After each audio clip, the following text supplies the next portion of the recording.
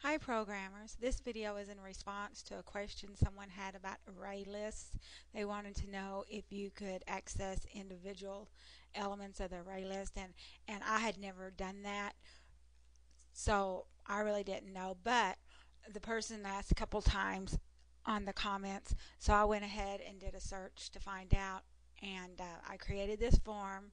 I just did this today. I've called the program Z Array List Test, and I just got a label, a text box, and I've got a read-only text box, and I've got a button, and I didn't even name them special names.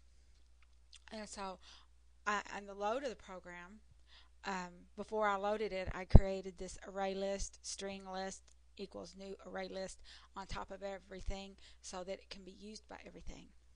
And then in the load, I filled the array list from 0 to 10, just character names. And then at the submit button, I went ahead and I did some error checking, just while I was at it, thought I may as well.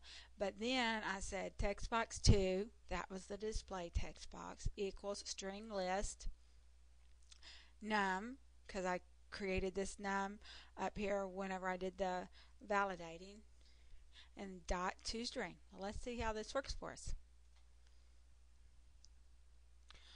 Okay. Now, if we type 11, it's not going to work, but we'll type 1. Submit 1. We'll take 3. 3. Take 5. 5. We'll take 0.